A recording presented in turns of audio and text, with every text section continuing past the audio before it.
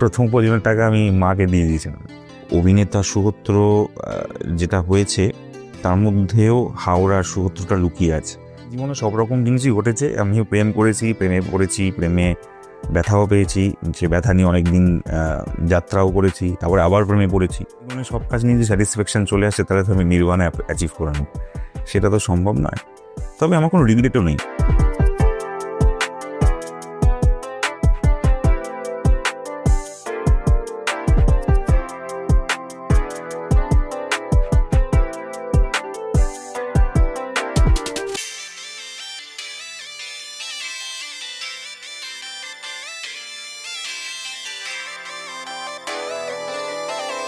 ছোটবেলায় ইচ্ছে ছিল অ্যাস্ট্রোনট হবে কিংবা ফুটবলার বা ক্রিকেটার, কিন্তু জীবন তাকে নিয়ে গেছে সম্পূর্ণ অন্য রাস্তায়।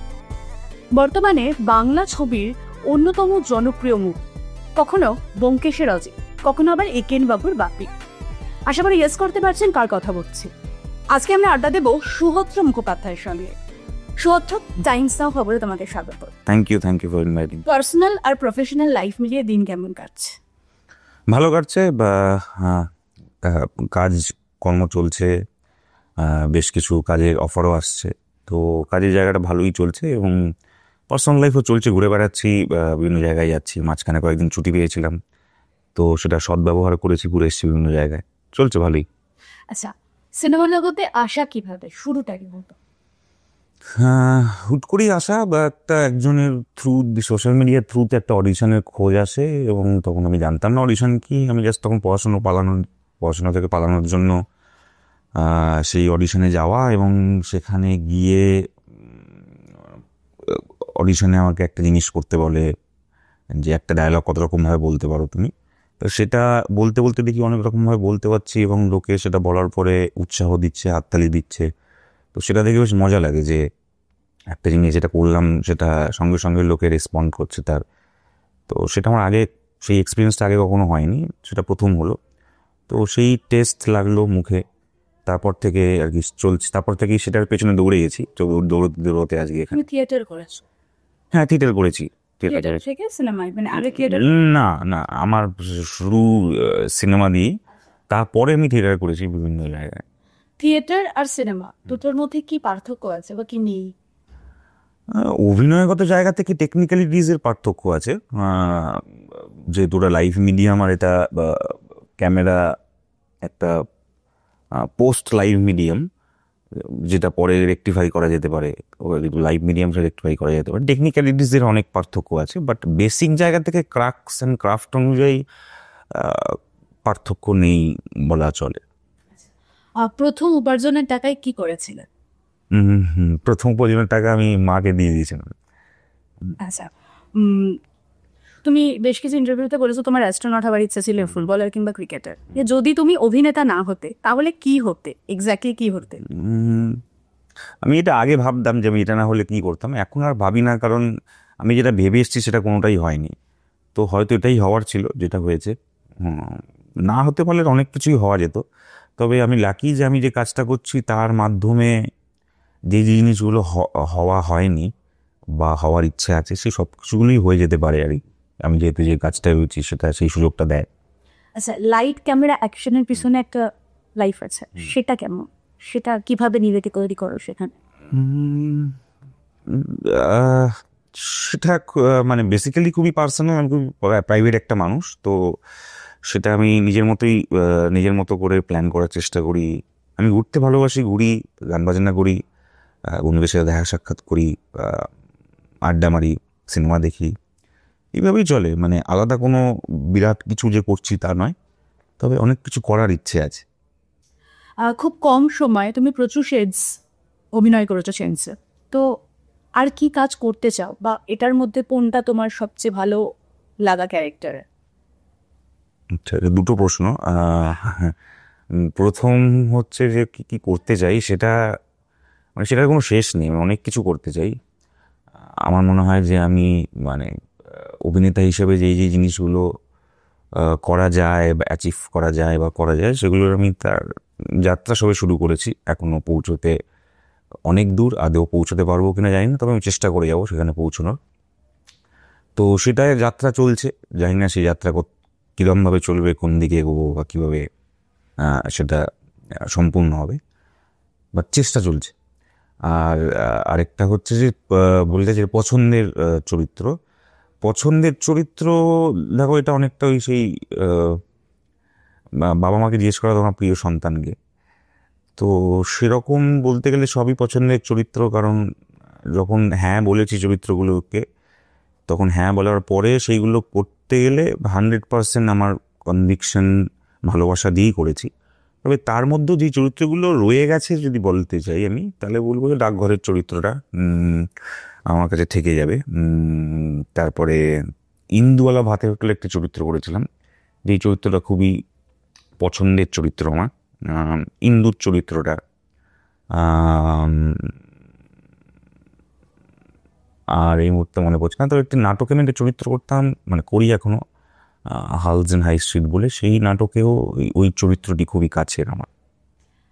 সোকল্ড হিরোর ভূমিকায় সুভদ্র মুখোপাধ্যায়কে কোনোদিন দেখা যায় বলে? সুভদ্র মুখোপাধ্যায় নাচছে, সঙ্গে নায়িকা নাচছে, সেটা প্রডিউসার ডিরেক্টর চাইলেই দেখা যাবে, আমার তো কোনো অসুবিধা নেই। আমি তো অভিনেতা, আমাকে যা বলবে সেটাই করবো। আমি চেষ্টা করবো 100% দিয়ে। তবে ইচ্ছে আছে সেরকম ছবি করার। তবে মানে যেহেতু আমি ওই জনারটা আমার কাছে খুব নতুন, তো আমাকেও কনভিন্সড হতে হবে যে এই কাজটা আমি পাচ্ছি বা করতে বলা হচ্ছে, সেটাতে আমি কতটা দিতে পারবো, আমি কতটা বিলিভ করে সেটা করতে পারবো। সেটা যদি অ্যালাইন হয়ে যায়, দুটো ব্যাটে বলে হয়ে যায়, তো অবশ্যই করবো। যখন একটা ছবির প্রপোজাল পাও, স্ক্রিপ্ট পাও, তারপর থেকে শুটিং, এই সময়টা নিজেকে ক্যারেক্টারের মধ্যে কিভাবে ইনভলভ করো, মানে কিভাবে তৈরি করো নিজেকে? দেখো, এখানে তো আমাদের এখানে বাংলা ইন্ডাস্ট্রিতে টাইম খুবই কম। তো সেরমভাবে যে ওরকম যে আমরা শুনি মেধার অ্যাক্টিং, সেরকম তো করার সুযোগ হয় না যে সারাক্ষণ চরিত্রটার সাথে থাকা। আমাদের এখানে বেসিক যেটা হয়, মানে আমি আমার প্রসেস বলছি, যে এখানে যেটা হয় যে স্ক্রিপ্টে একটা বড় একটা পার্ট, স্ক্রিপ্টটা পড়েই একটা আন্দাজ বা একটা ব্র্যাকেট তৈরি হয় যে এই চরিত্রটা কীরকম, বা এই চরিত্রটা কোথা থেকে কোথায় যাত্রা করবে, বা তাকে কার মধ্যে বেঁধে রাখবো, সেইটা একটা আন্দাজ তৈরি হয়। তারপরে ডিরেক্টরের সাথে কথা বলা, নিজের ভাবনা, সেটাকে ডিরেক্টরের ভাবনার থেকে যদি আমার ভাবনা দূরে থাকে সেটা এক জায়গায় আনা, এই জার্নিগুলোতেই অনেকটা শেপ হয়ে যায় চরিত্রটা। এবং তারপরে on the day of the shoot ফ্লোরে গিয়ে অনেক কিছু পাওয়া যায়। ড্রেসটা পরলে, মেকআপটা হলে, ওই এনভায়রনমেন্টটায় কো অ্যাক্টারের সাথে দেখা হলে, কারণ কো অ্যাক্টাররাও তাদের চিন্তাভাবনা নিয়ে আসে। ইটস এ কোলাবোরেটিভ মিডিয়াম, তখন তাদের সাথে পারফর্ম করতে গিয়ে অনেক কিছু নতুন বেরিয়ে আসে। তো এটা খুবই ইনস্টিংক্টিভ একটা প্রসেস। আমি যেটা করি, আমি আমার চরিত্রটা এবং আমার আশেপাশের চরিত্রের যে পৃথিবীটা, সেটা মাথায় খুব ভালো করে ঢুকিয়ে নিয়ে যেতে চাই বা চেষ্টা করি সেটা। লিড ক্যারেক্টার আর সাইড রোল, দুটোর মধ্যে কোনটা বেশি চ্যালেঞ্জিং মানুষের কাছে পৌঁছানোর জন্য? দেখো, যদি ধরে নিই দুটো চরিত্রই খুবই কঠিন চরিত্র হয়, একটা লিড চরিত্র যেটা খুব কঠিন লিড চরিত্র, একটা সাইড চরিত্র যেটা খুব কঠিন সাইড চরিত্র, সেখানে দেখতে গেলে দুটোর আলাদা আলাদা দায়িত্ব আছে। যে লিড চরিত্র, সেইখানে পুরো ছবি বা সিরিজটার প্যাকেজিংই সেই চরিত্রটার উপর তৈরি করে বানানো হয়েছে, এবং সেই চরিত্রটাই গল্পটাকে এগিয়ে নিয়ে যাচ্ছে। তো সেইখানে তার দায়িত্বটা অন্য রকম হয়। তাকে শুরু থেকে শেষ পর্যন্ত তার চরিত্রের আর্ক, তার চরিত্রের মোটিভ, সব কিছু যেন ক্রিস্টাল ক্লিয়ার থেকে মানুষের কাছে অব্দি পৌঁছে। তো সেটার দায়িত্ব অন্যরকম।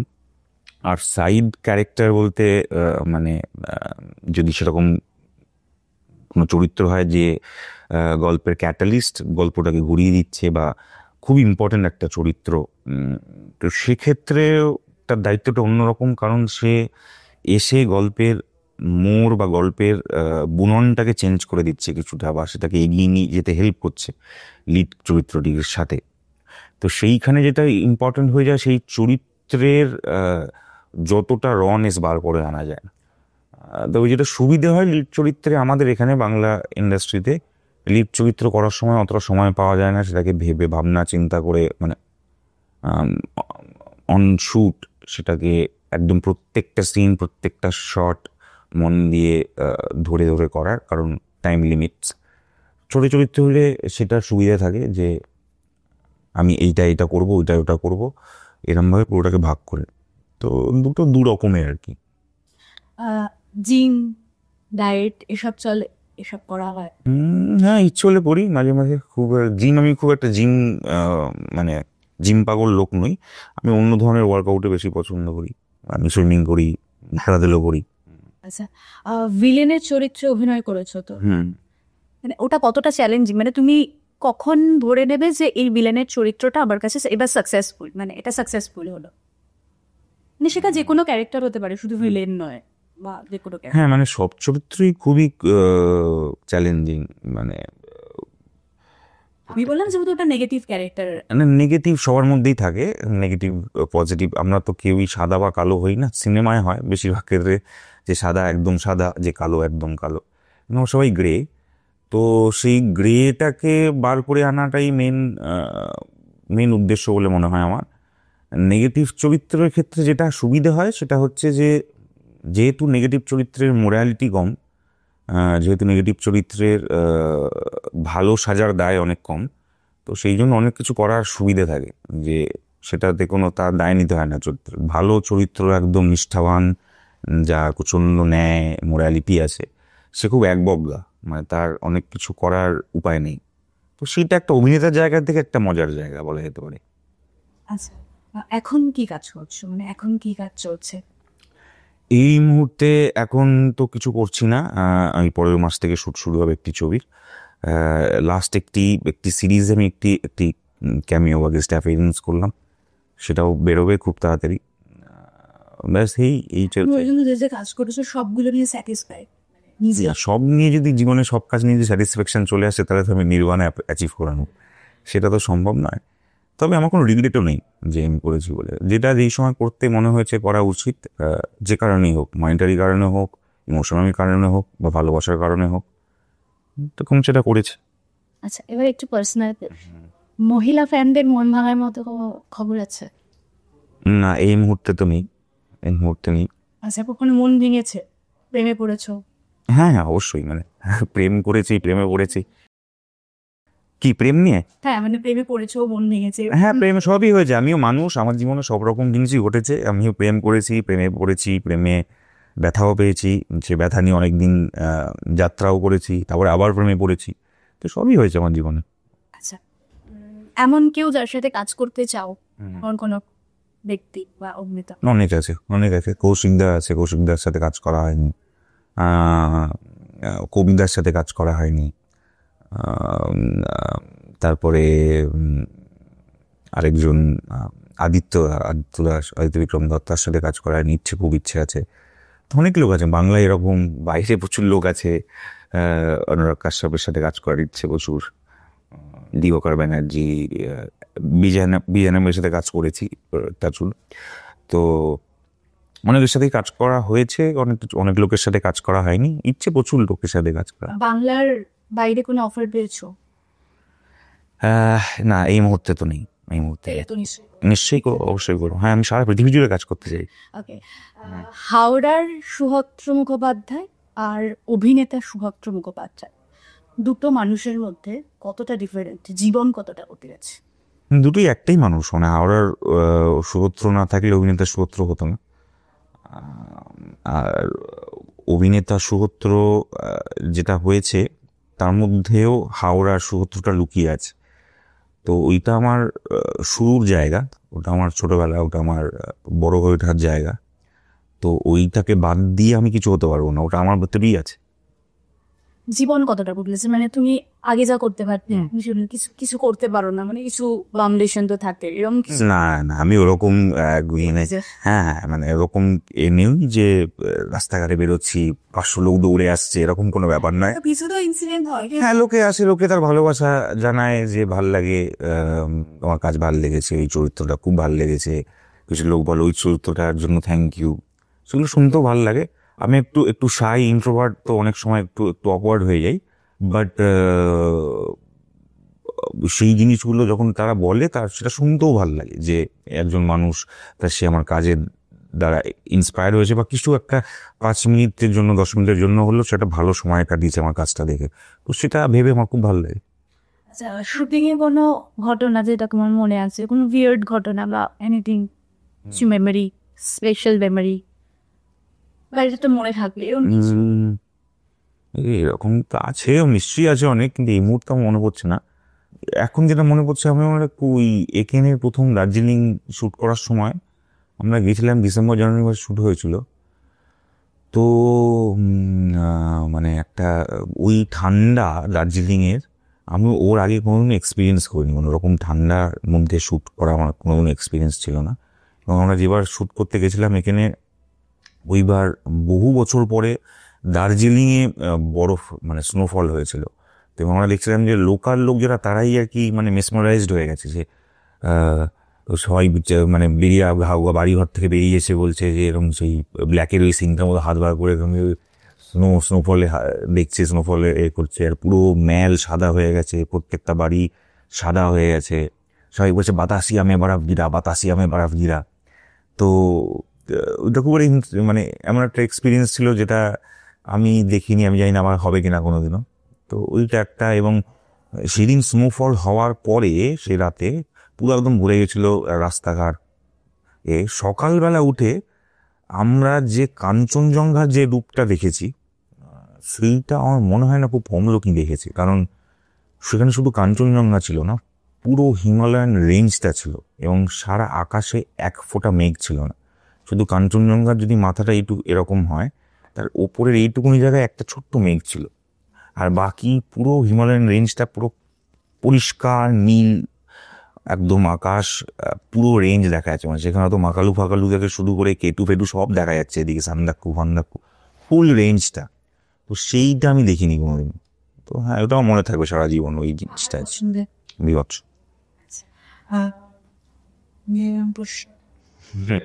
ঠিক আছে।